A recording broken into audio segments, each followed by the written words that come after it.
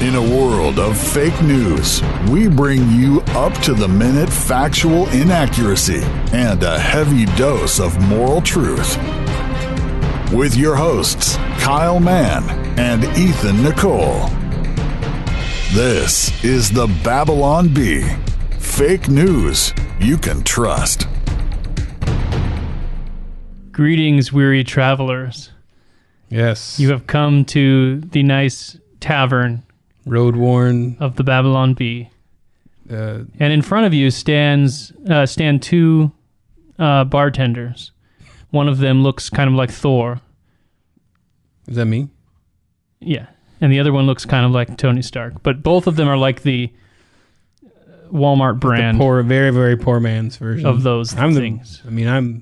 What would I be? The king size? I don't know what you call that. I wasn't going to say that. Yeah. No, you're such a nice guy.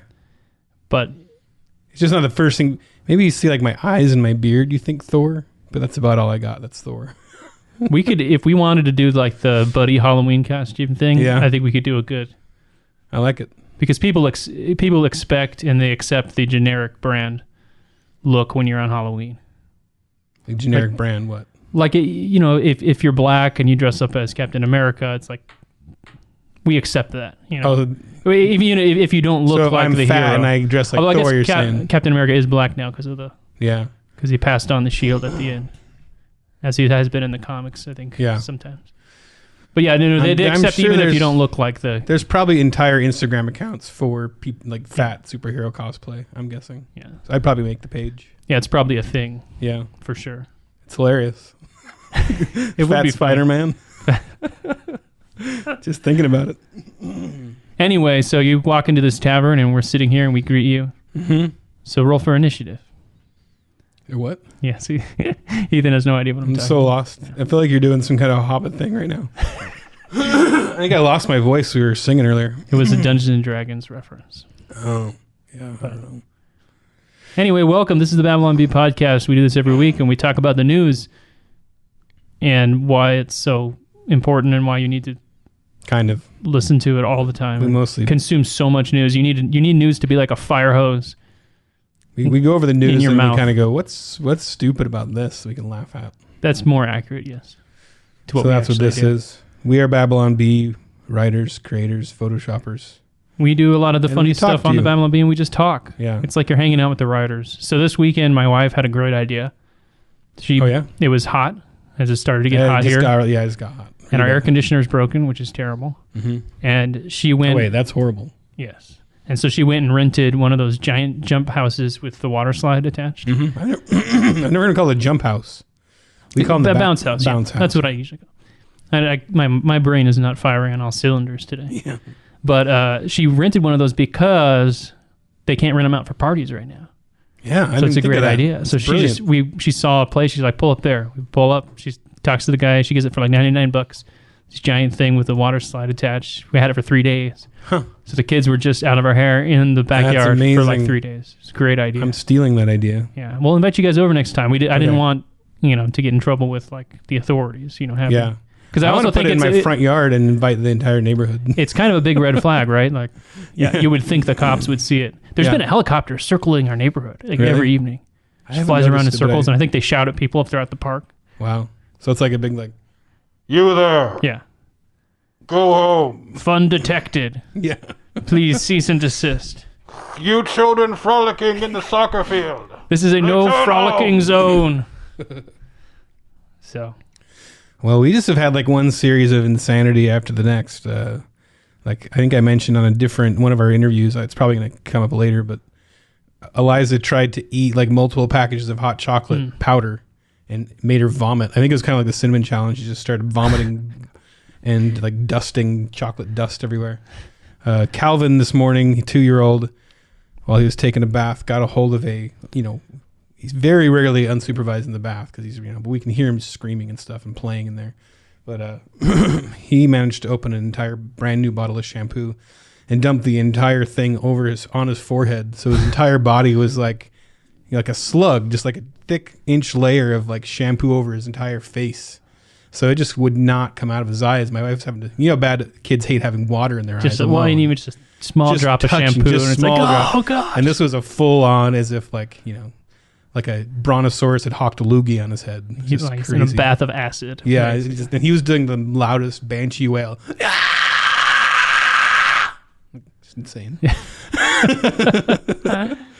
And didn't you tell Lila? And then he choked on a. Didn't you tell Lila Rose that story? Yeah, I told Lila Rose that story. Because we interviewed Lila Rose. It's not up yet. Yeah. But we interviewed Lila Rose, and Ethan went into detail about his.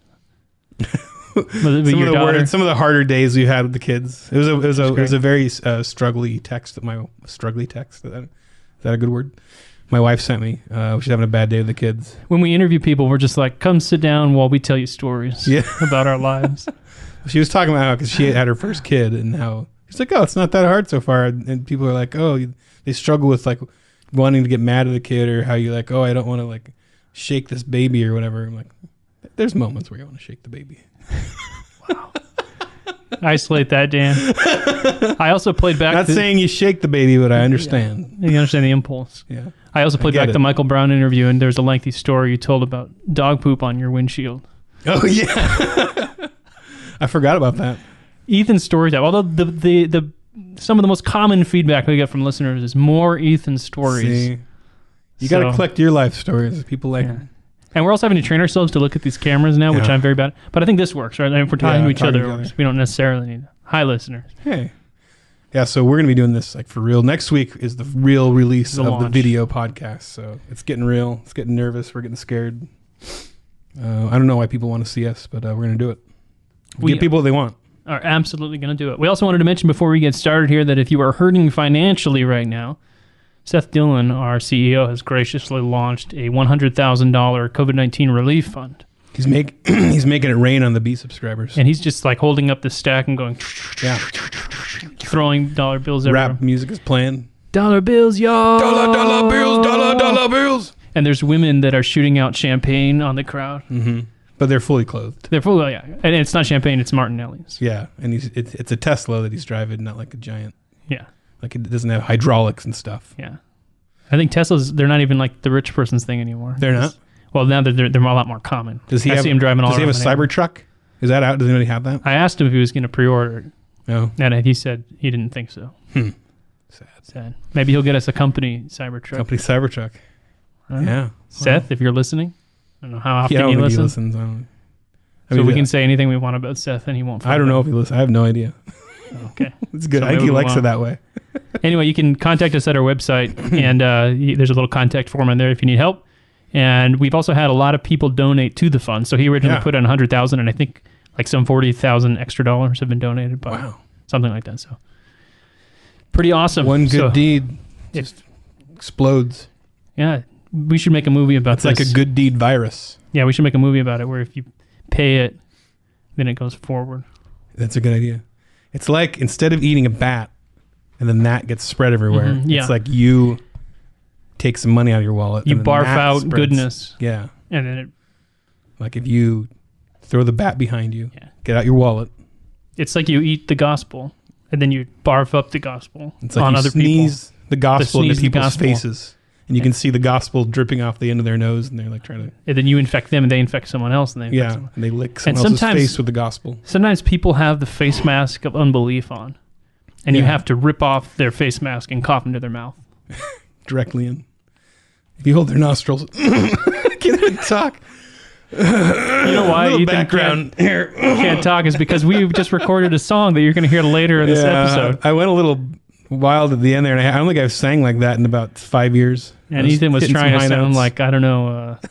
I was doing like Credence or something. It's very bluegrassy meets Louis Armstrong. It was something. No, I damaged my throat, I think. And I just want to say that it's totally possible that it's a complete and total disaster. Yeah, good chance. So, speaking of that, let's get on with the show. But now, this week's edition of Stuff That's Good. I am all out of stuff that's good. I have nothing else that I like. Nothing that you like? I do feel like... Maybe we don't need to do this one every episode. I do feel like I love so many things, and then I get to this and I'm like, I want to have the perfect thing. Yeah, it's pressure. So we could do it monthly maybe rather than weekly. No, it's good. Okay. As long as I accept that I can do something real specific, just this thing, check it out. So I'm going to talk about H.P. Lovecraft, Okay. who's a pulp and horror writer from the 1910s, 20s, 30s. Yeah, he made Cthulhu. He created the ancient god Ancient Cthulhu and the whole octopus. mythology around that. Like octopus god. Yeah, that lives in the depths of the sea. And some cult is trying to bring him back to devour humanity. So H.P. Lovecraft fascinates me because he's like a hardcore atheist, and he had bought into like the whole materialistic thing of that era. He was kind of like the opposite of like a G.K. Chesterton from that time. I'm sure Chesterton was writing against like everything that he Pretty believed. sure Chesterton wrote about him. And Really? I think because they lived in the same time, right? Yeah. Yeah, I want to say he definitely did with other sci-fi writers at that time, but I'm pretty sure he did. The Lovecraft was pretty like unsuccessful in his life. I mean, he managed to sell his stuff to a lot of the like weird science magazines and all those weird fiction or whatever. But he was, he died like alone and unloved. And what fascinates me about him is that he has this total atheistic worldview, and that's really what makes his horror work.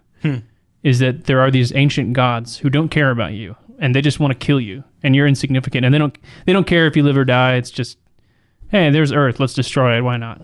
And it makes the horror, work. And I think it's the foundation of modern horror. And there's something really terrifying about this idea that you are insignificant and your life has no meaning and no purpose.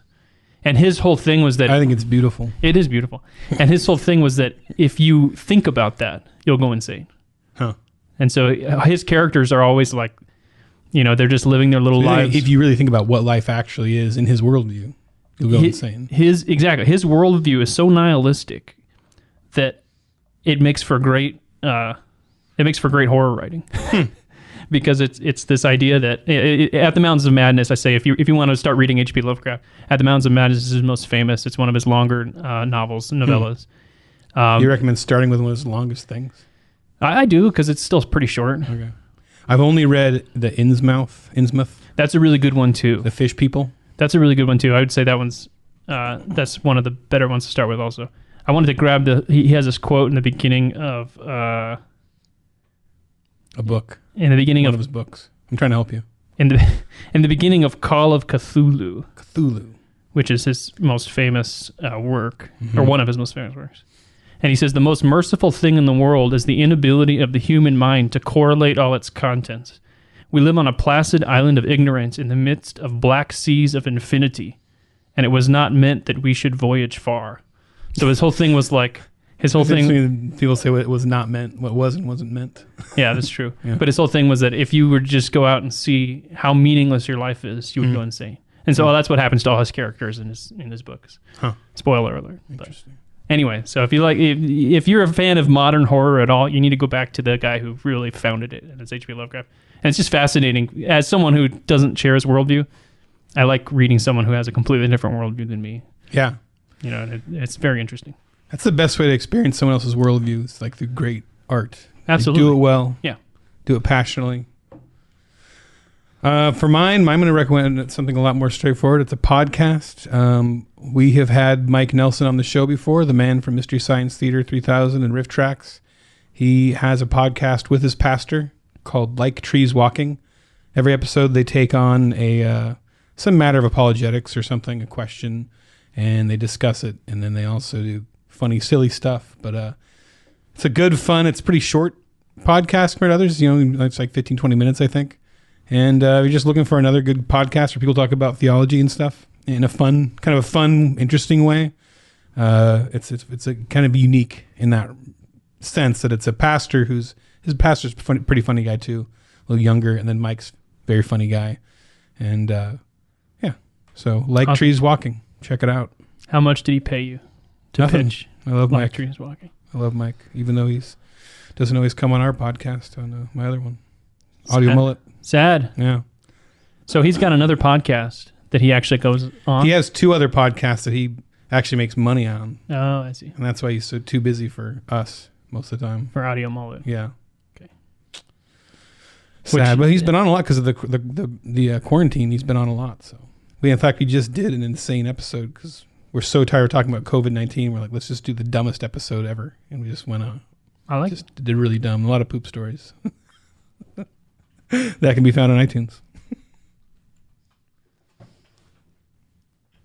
This has been Stuff That's Good. This news is weird.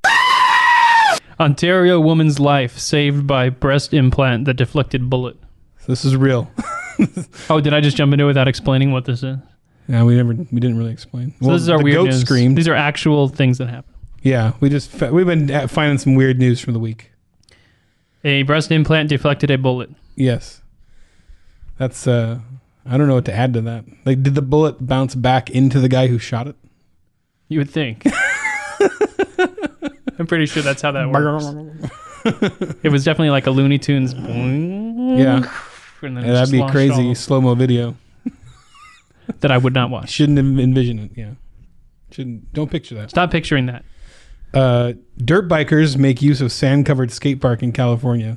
This is fantastic. This makes me so happy. So the government dumped a bunch of sand in the skate park. There's a big skate park down like Santa Monica. Because the skaters were like, screw the quarantine, we're skating. They just dumped a bunch of sand in there.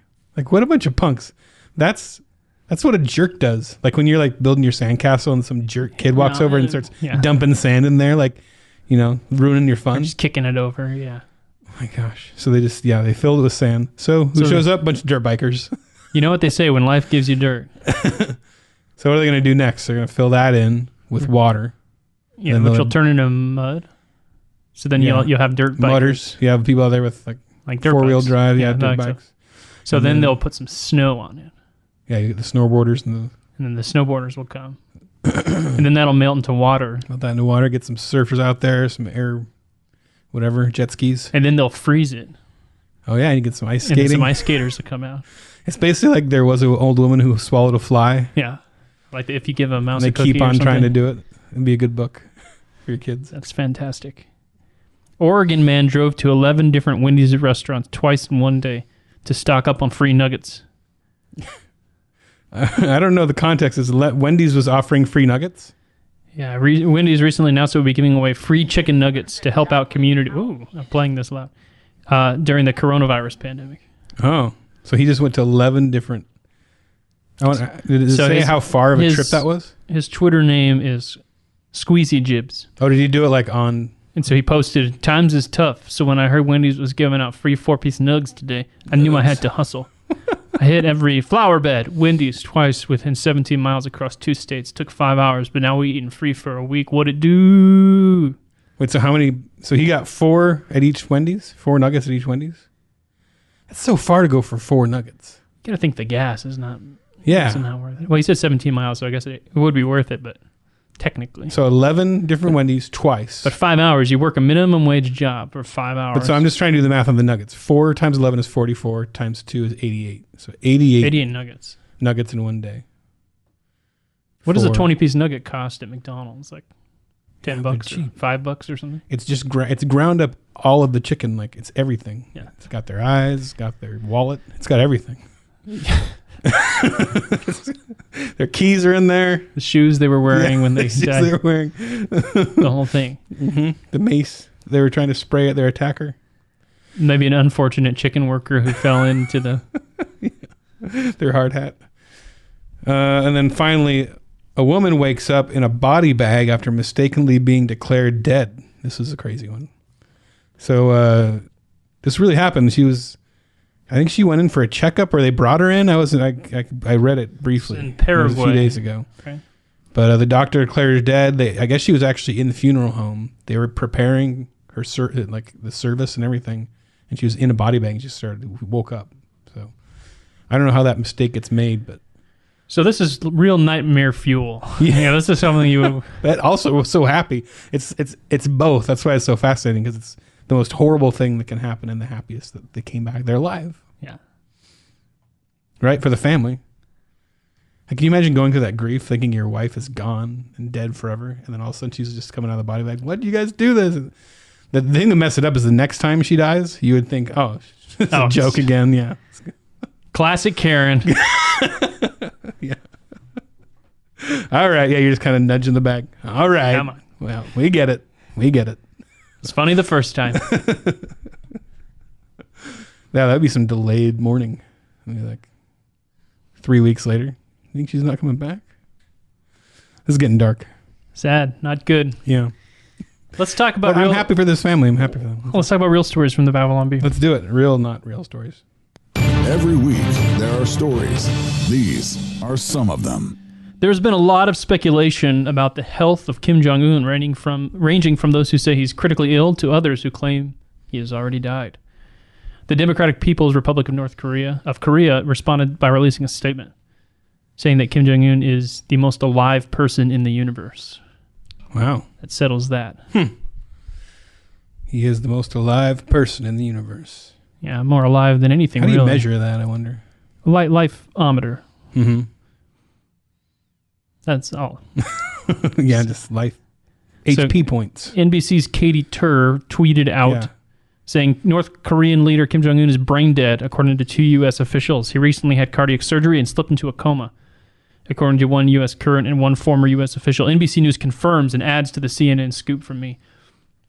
And she lists a few other reporters there. And then she quickly deleted this tweet because apparently it was not confirmed. Oh, man.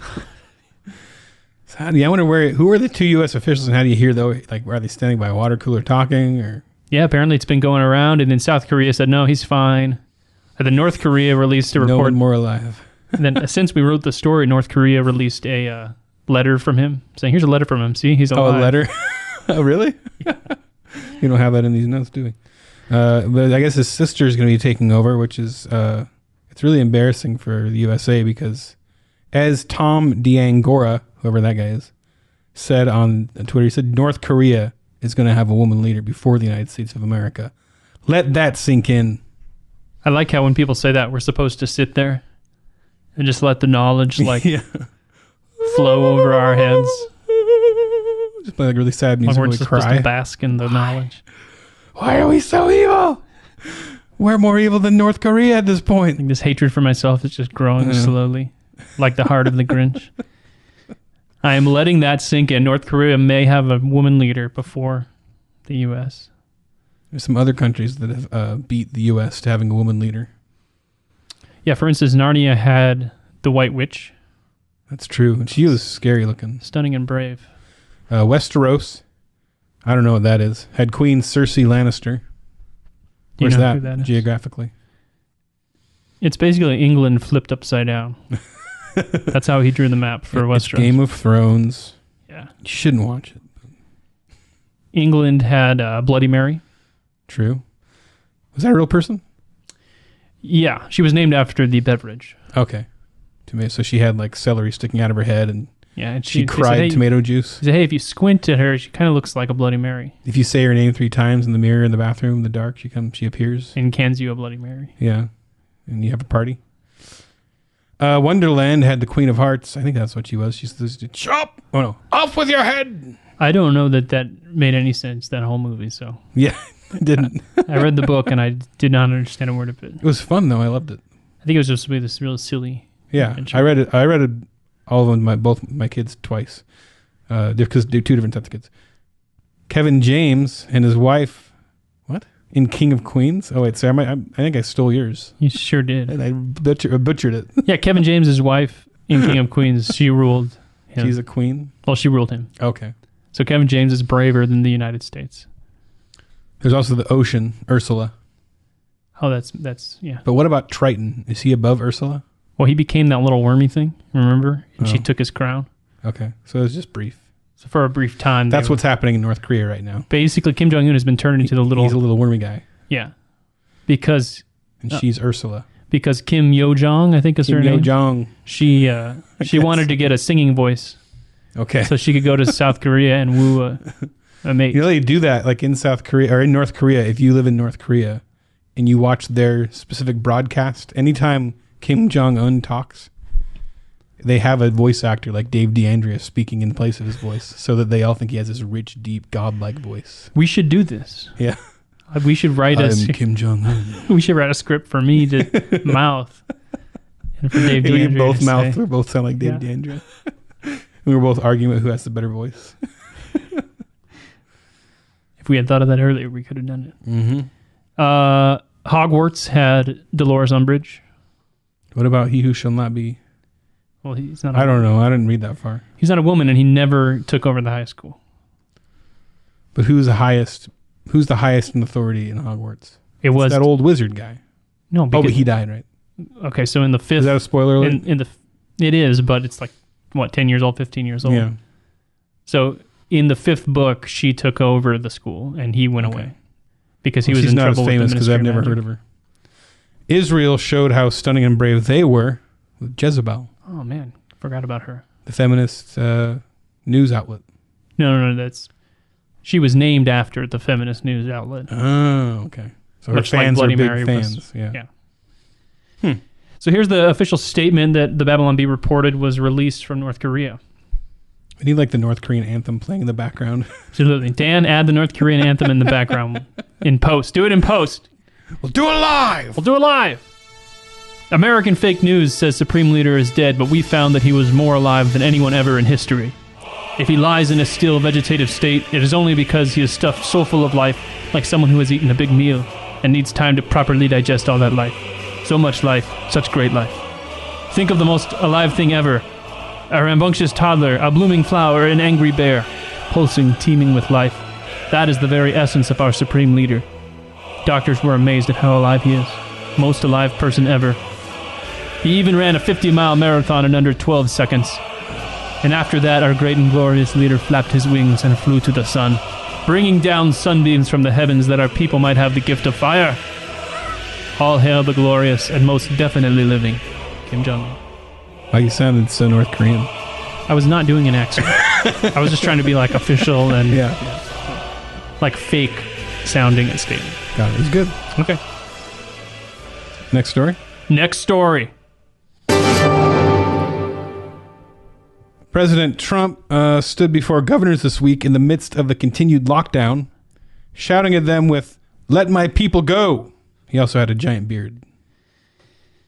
So I guess Trump was saying that we should be opening parts of the economy and also stop making them build pyramids. Yeah, and because a lot of the governors were saying that you had to build bricks with no straw. And they were whipping you for building the pyramids.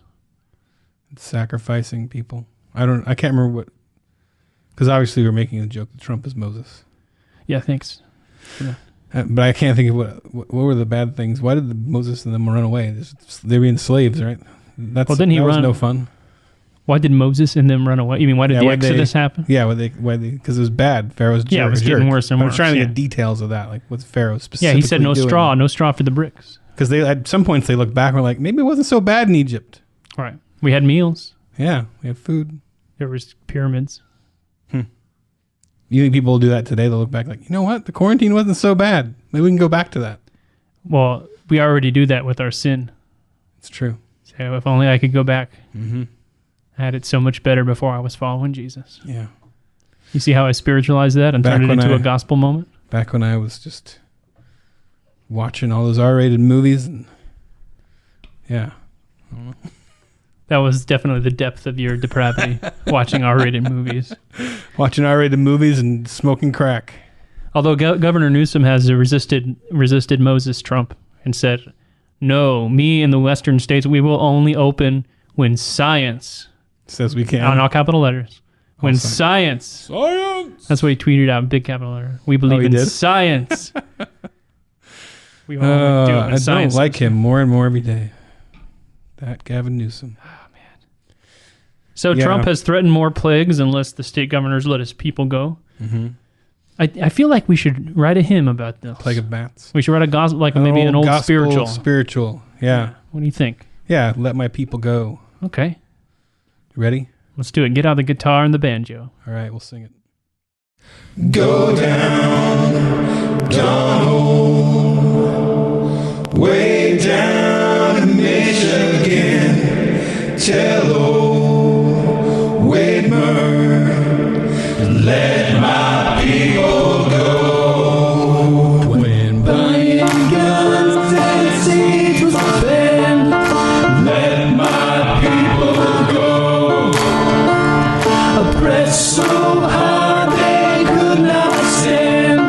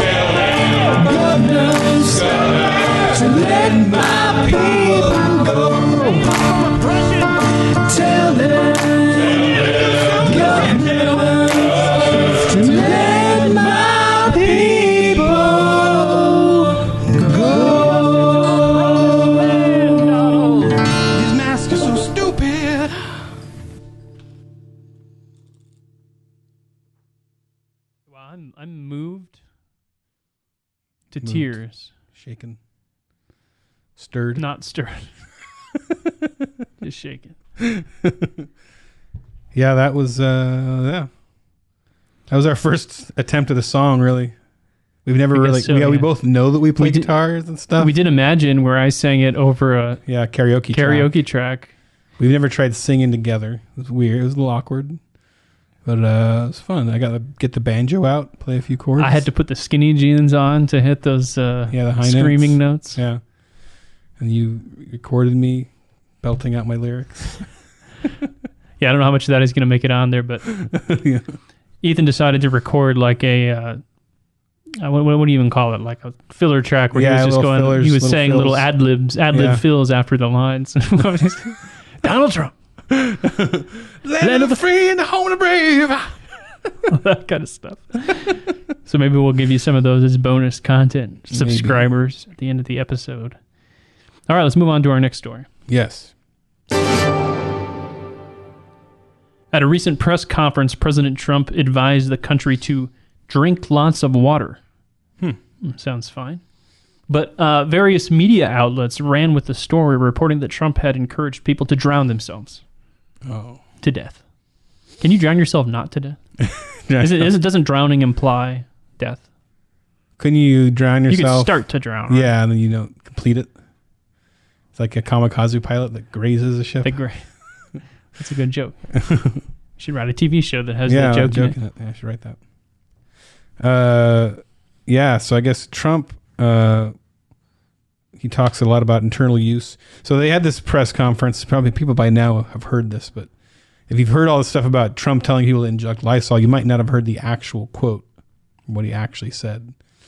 But he had a doctor on who was talking about things that are actually killing the virus really well. Like sunlight is like the best thing. It just knocks it out. Like a weird hair in my face here. You sound like Trump right now. Sunlight knocks it out. Knocks it right out. It's a bad guy. Punch it in Batman. the face. It's Batman. Sunlight's like Batman. Yeah. Then there's disinfectants and things like that.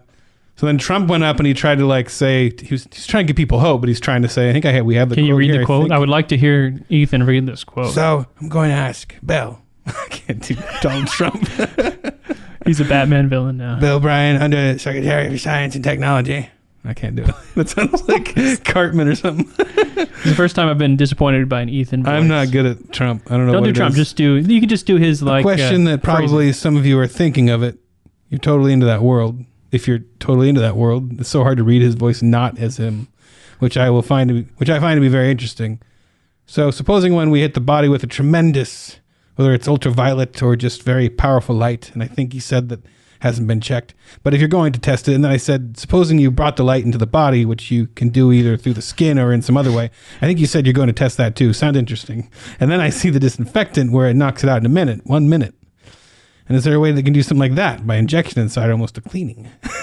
It's funny because you see it gets in the lungs and it does a tremendous number of on the lungs. So it'd be interesting to check that out so that you're going to have to use medical doctors with, but it sounds interesting to me. So we'll see. But the powerful concept of the light, the way it kills it in 1 minute, that's pretty powerful. But so that's what he said, the guy to say that Trump is telling people to inject Lysol.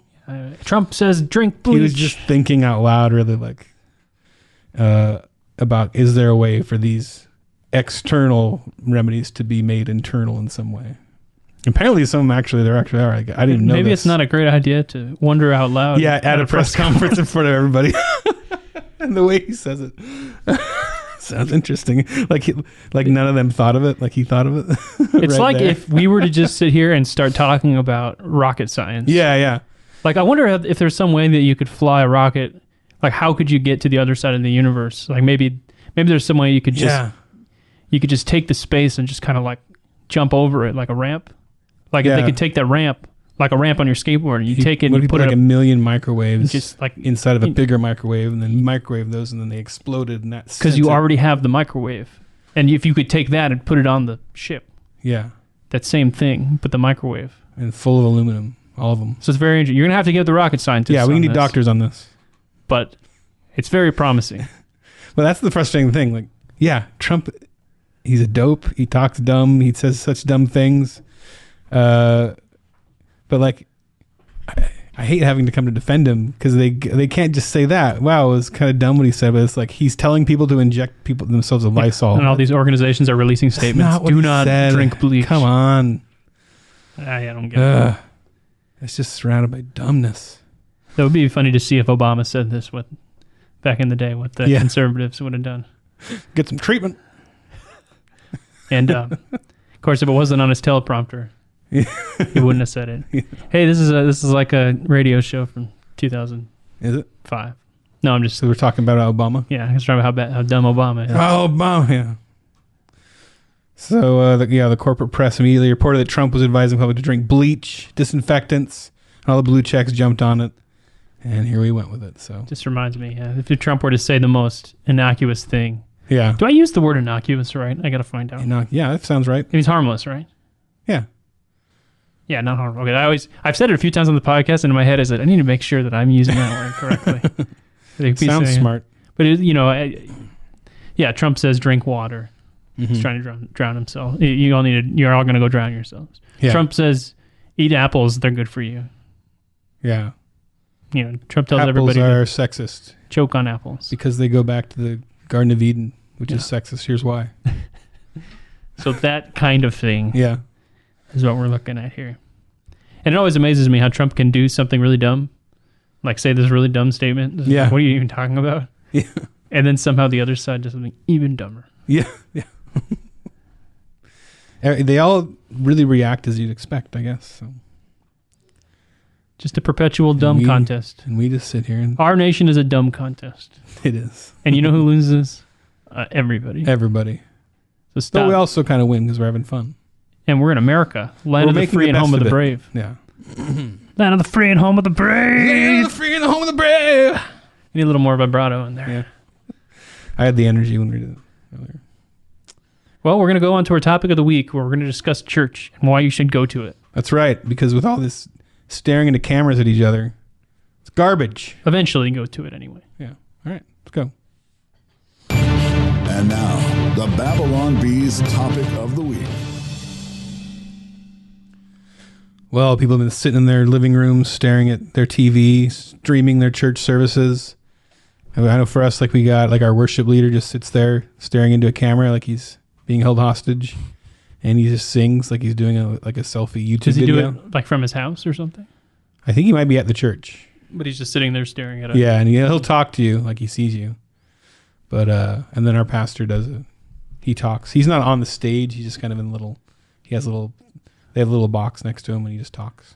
We do that. We do that but they do the whole service. Like they set up the whole stage. And then like, as though there's people there. I go to a really small church. So they did good for a small church. So it is weird when the worship leader's like, everybody let's stand up now. Yeah, he doesn't. And I look over at my kids and I'm like, you don't have to do that. Like at church? No, at he says house? This on the live stream now that we're all doing the remote services. Wants everybody to stand up at the... Everybody put your hands together. Huh. Nope, not doing it. Yeah. I don't do it anyway when I'm there. So are you the family that sits while everybody else stands and you guys are like, no, we're too cool? I will go with the flow. I've said this in the past. I'm going to go with the flow. If that's what everybody does, I'm not going to be the weird guy. Do your kids sit or do you make them stand? They tend to stand. I think if they're being grumpy and they just want to sit, I'll say, come on.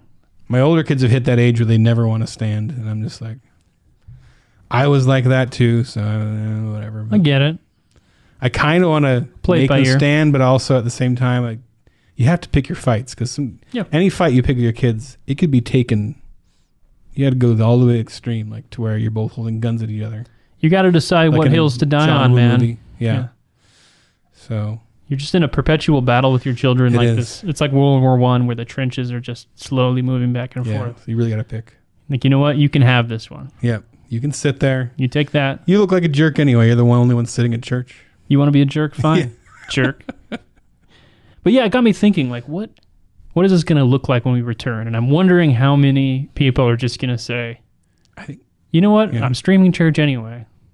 You think people are going to say that? I think a lot. I think people are going to come back I'm kind of excited for it because I think we'll have taken for granted what it meant for us to like all get together as in person. I think that's my hope. I think the people that were already part of the church and were really committed are very excited to go back. But I do feel like there's this outer you always have this crowd, right? That's just there just for whatever reason, community, or maybe they're not really committed. I feel like maybe if they haven't gone to church for 3 months, it's just going to become a habit. I think a lot of people are going to go, What do you think are the main reasons people go to church? Well, I think there's multiple reasons, right? Some people have a real conviction that like the Bible tells them this is just part of their faith, like you have to do it.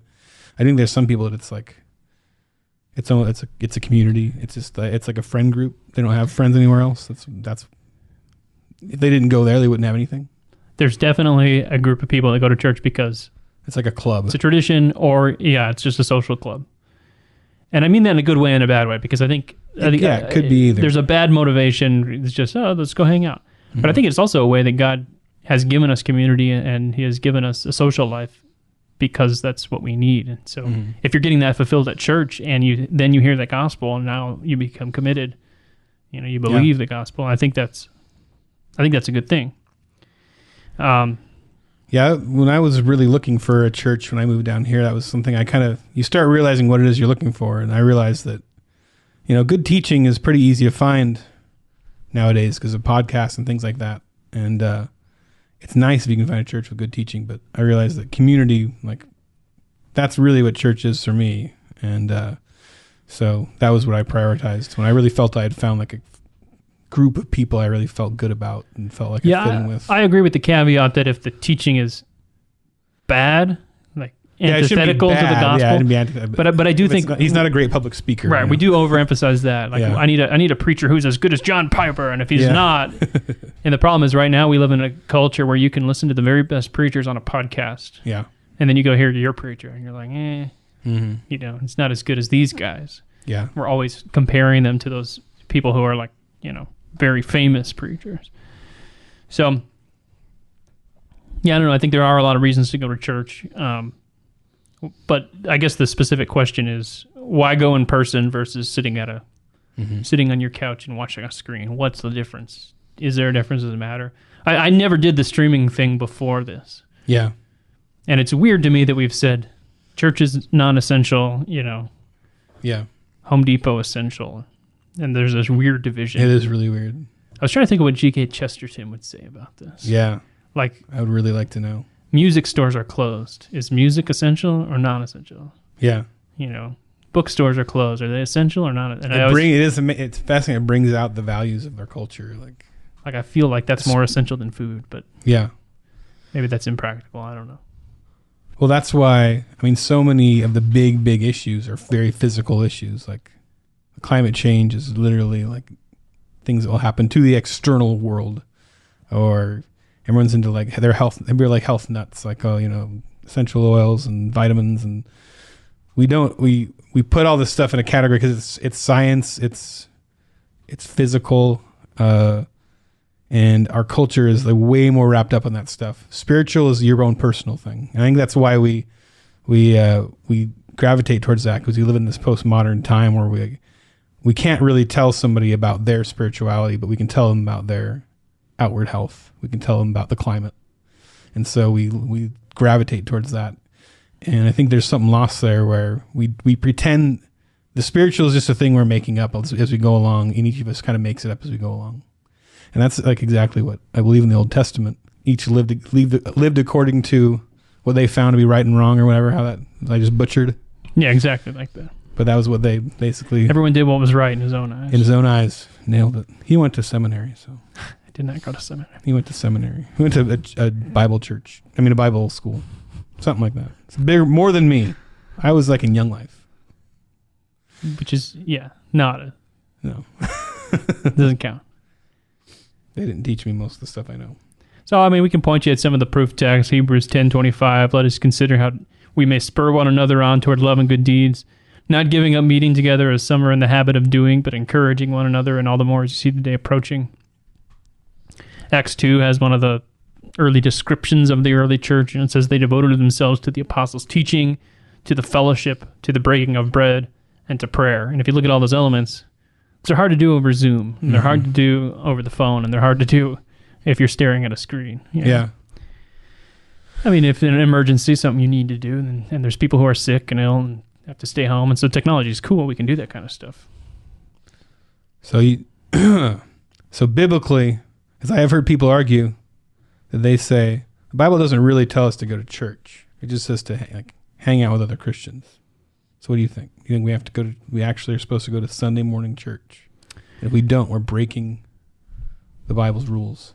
Yeah, but I wouldn't put it like. Yeah, it's very simple. Like that's like 12-year-old logic. Yeah, I wouldn't necessarily. Boiling it down. You can talk a lot about the relationship between gospel and law and how that all works. I do think that as Christians, it is our duty, and it is our delight to go to church. Yeah, it's weird because I really didn't like church as a kid. Like I really, really did not like it, and even as an adult, like it is that I chose to go back, and I did find that when I tried to stop going, that I couldn't stop. Like it became an important part of my life. But I think that there's just a lot of things about Christians are,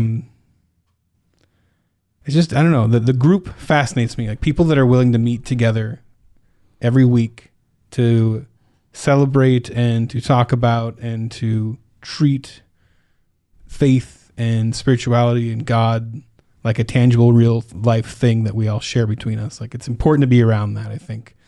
Because you don't get that anywhere else. And so yeah, I think you should do it.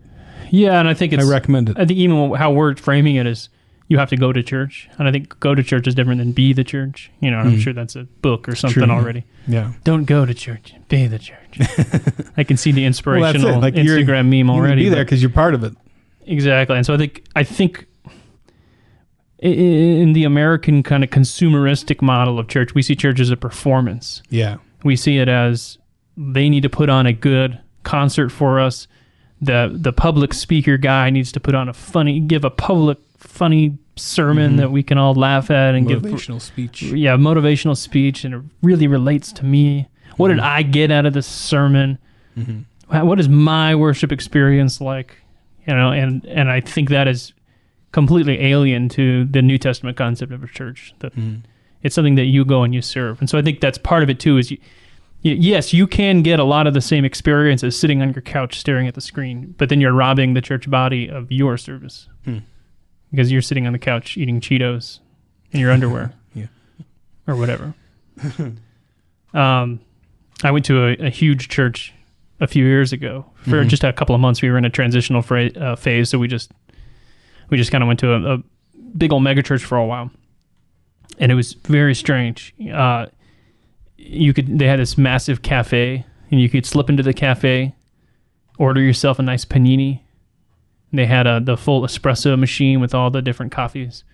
So you get yourself a cinnamon latte and a panini, go sit down on a couch, and watch the service that's happening in the next building on a big screen TV, and never talk to anybody. And that's literally what we would do. Like, we usually went in the service, not in the cafe, but we never talked to anybody at the church ever, and we were there for 3 months.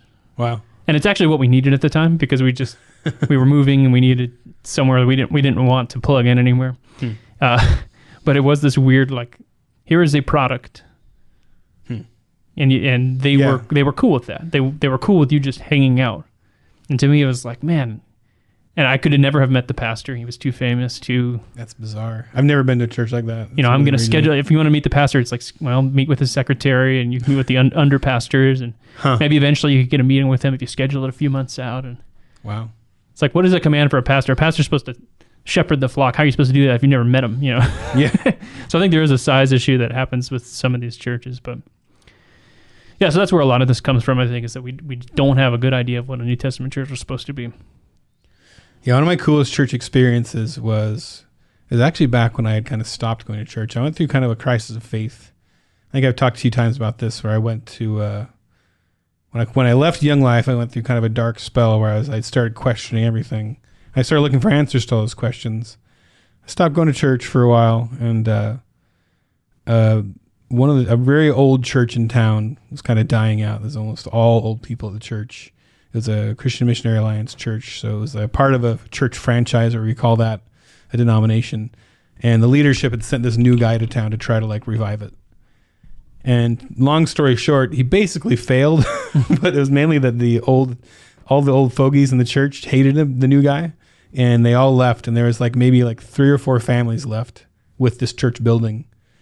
But I loved him. He was this guy named Scott Rockwell. He would come to the coffee shop, and this is when I was in a rock band, and all of us in the band loved Scott Rockwell. We would he'd show up and we'd read C.S. Lewis together or something. And we'd start where it was just the 4 of us reading it, but by the time we were done with the chapter, almost the entire coffee shop had joined in and was reading chapters along and discussing C.S. Lewis. There were atheists, there were people of other faiths. He had this ability to like have conversations and get people into it, and was such a genuine guy. We ended up moving the church to the basement because there just wasn't enough of us for the sanctuary. And so we met every morning in the basement at more of a coffee house type setting. It was really intimate. It was such a small group. It almost felt like a small group. I mean, no, that's where the term comes from, small group. Hey, wait a minute. And, and he just sat at one of the tables and talked when he did the sermon or whatever, and we just sang a cappella. But I knew and loved the people in that group so well, and we would all go barbecue after every time, and I just loved that. I loved that, having that closeness and smallness of church. So that was, I got spoiled by that, even though there's probably people go to like big fancy churches that sounds horrible too. When I moved from there to bigger cities. I moved to Portland and stuff.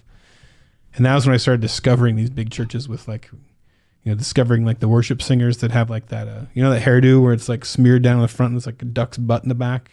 And like they're like dyed hair black and they're like goth emo looking. Sure. And they sing like super high. I was like, all the churches had worship leaders like that at that time. And I hated it.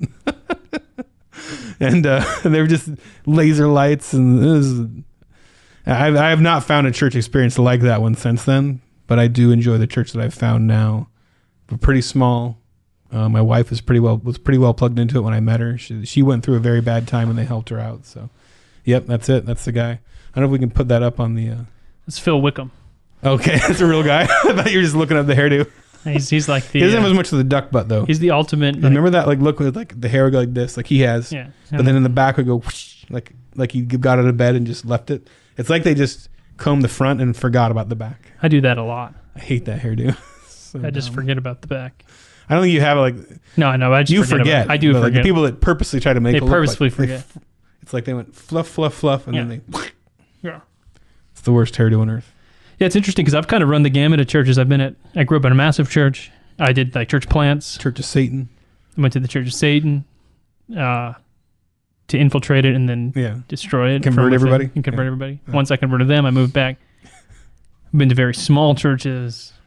I don't know. I guess I've been to dying churches. Church of Elvis? Church of Elvis. Yeah. Church of... Everything. Yeah. All of that stuff.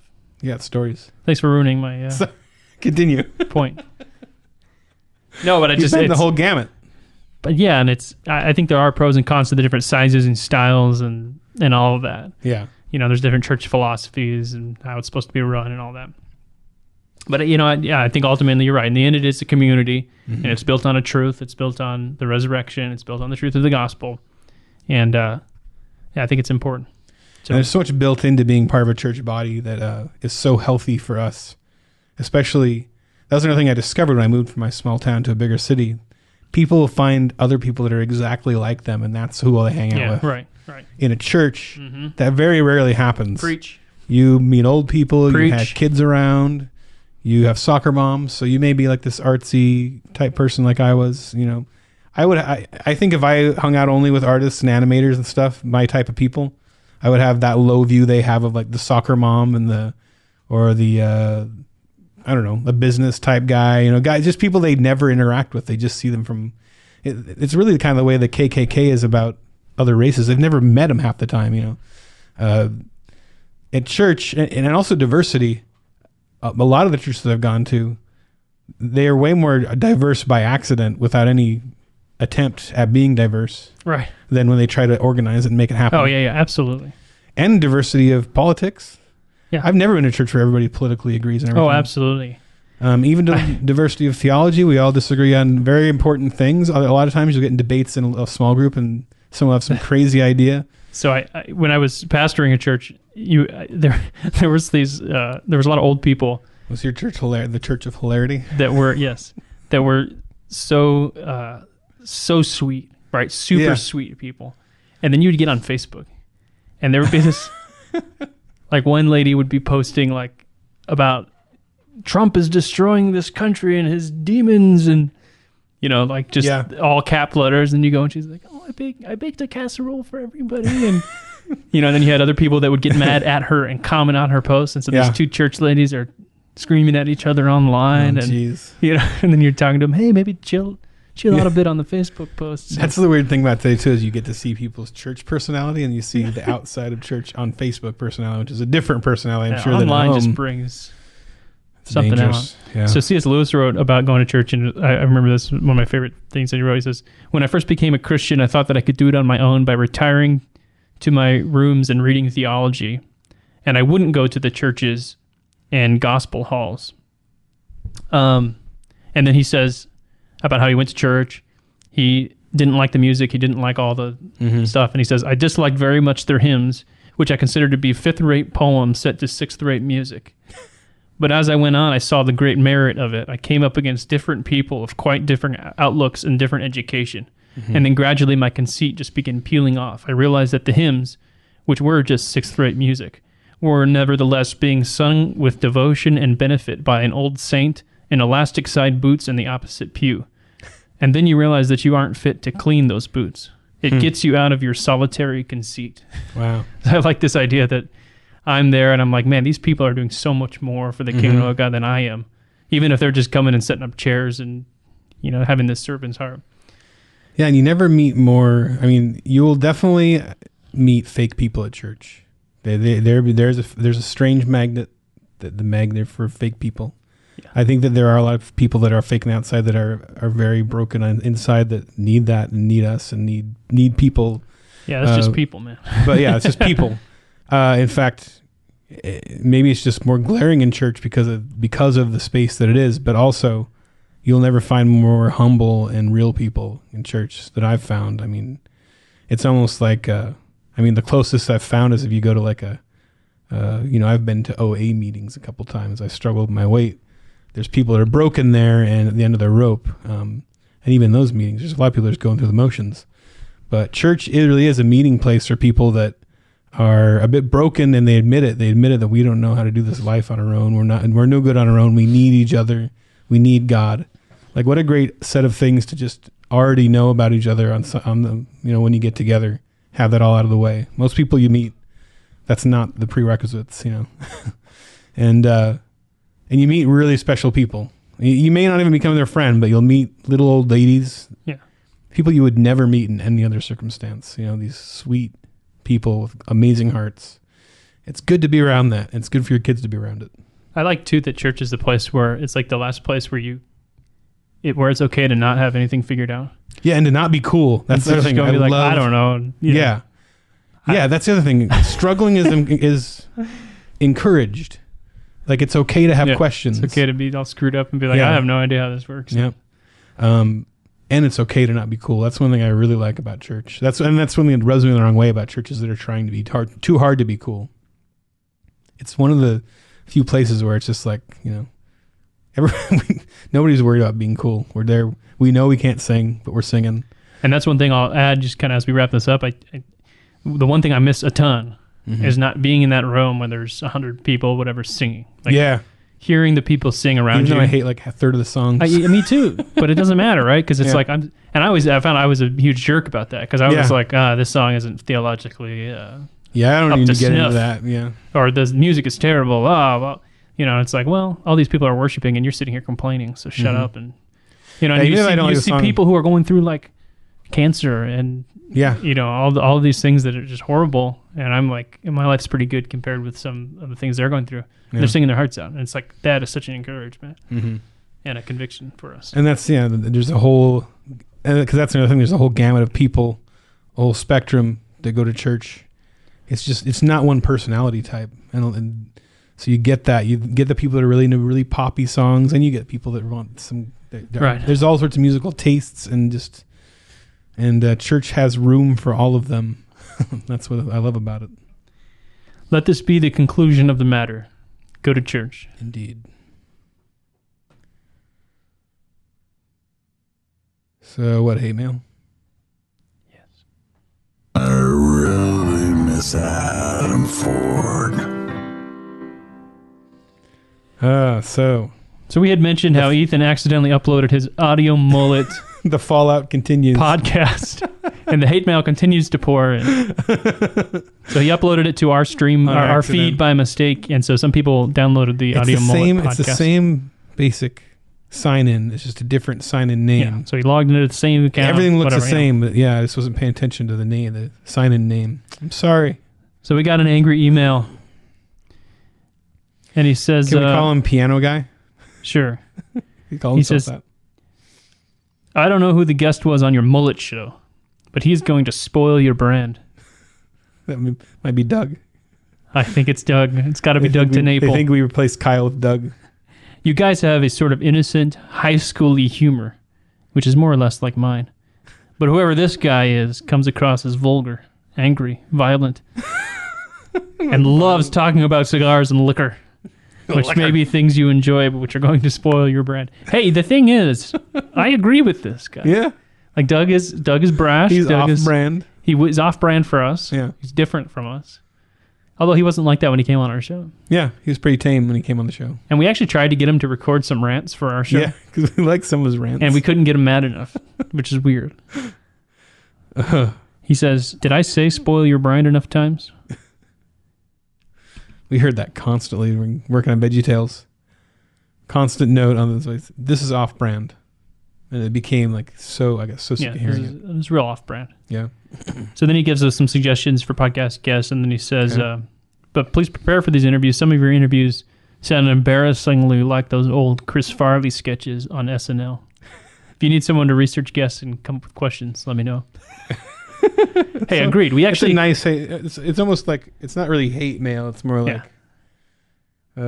criticism. Constructive criticism mail. Yeah. We need a soundbite for that. Like maybe the sound of hammer, like a jackhammer. I don't know. Constructive criticism. Sound of constructive criticism. Construction, right? Like I see. A hammer. You can do better. Constructive criticism. So we agree. And actually, when we first did our very first interview, which I can't remember, was it Allie Beth? Yeah, it was Allie Beth. Allie Beth Stuckey. And we said, what are we going to do? We said, let's do it like Chris Farley on SNL. We wanted to emulate that is Chris the goal Farley. Of our interviews. So we asked her almost all stupid questions, right? Yeah. And then we realized that was a bit much, so we started dialing it back. But we still like to mix in really stupid questions. Yeah. Sometimes they are unintentionally stupid. Like when I said, "You got any good stories?" the first time, I was being completely sincere. And now it's become a joke because I realized how dumb that sounds. And just to ask somebody that in the middle of an interview, "Got any good stories?" But I love the purity of heart and the innocence from which that question arises, because you're just what you're trying to get to in an interview. We want you to say something cool. Yeah, please. No, I know you've lived a lot of interesting things. We just are trying to get you to tell those stories. So just tell your best few. Everyone's got a few stories. But if you're all sitting around, you got some stories. Give us the stories. Yeah. What's it going to take? Speaking of giving us stories, if you have any Carmen stories, email those to podcast@babylonb.com. We've gotten a few. We have a few. We're trying to rack up a bunch. Yeah, we want to rack up a bunch and do a whole show. We want to do some analysis on his music videos. And if we maybe get an interview with someone close to Carmen. Yeah, I got to find an interview with somebody that knows him. So anybody let us know if you know anybody in the music industry, Christian music industry, who might have worked with him. You know, somebody who had to serve him. What do you think he ordered on a big platter in his green room? Like some kind of little shrimp, like brine shrimp, and I don't know. He probably had a very specific gusher flavor that he liked. Specific gusher, like it was gushers, but it was a very specific kind.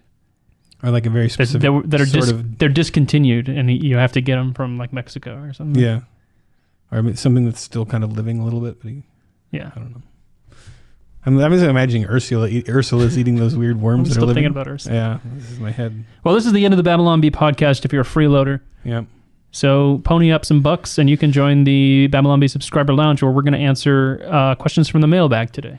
Yeah, and if you're a subscriber, the last couple episodes and some of the interviews are now available to be watched. So you can see this on video. Right now you can see our hideous faces. You can see our beautiful faces. Yeah. So the rest of you, the first episode of this on video is going to be next week. Woo! I believe. Or it'll be the interview. I think the video. The news show. Yep. News show. We'll call it right now. The news show will be the first official video episode. Until then, this has been Babylon Bee, fake news you can trust. And I'm Kyle Mann. And I'm Ethan Nicolle. The rest of this podcast is in our super exclusive premium subscriber lounge. If you're not a Babylon Bee subscriber, go to babylonbee.com/plans for full-length ad-free podcasts, access to our headline forum, 20% off the items in the Babylon Bee store, a gift, and more. Please drop us a review on iTunes and share the podcast with a friend. Feedback and love mail go to podcast@babylonbee.com. Follow Ethan at AxeCop and Kyle at _Kyle_Man on Twitter.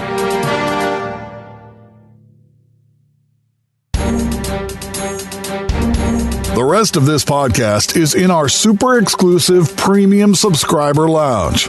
If you're not a Babylon Bee subscriber, go to babylonbee.com/plans for full-length ad-free podcasts, access to our headline forum, 20% off the items in the Babylon Bee store, a gift, and more. Please drop us a review on iTunes and share the podcast with a friend. Feedback and love mail go to podcast@babylonbee.com. Follow Ethan at AxeCop and Kyle at _Kyle_Man on Twitter.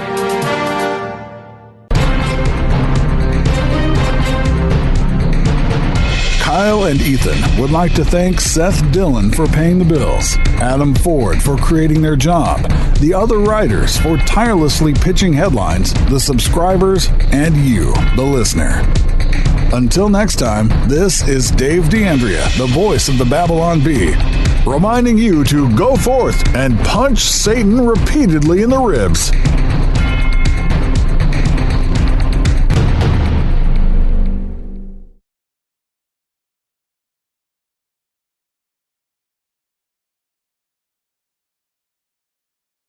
Tell old Whitmer, let my people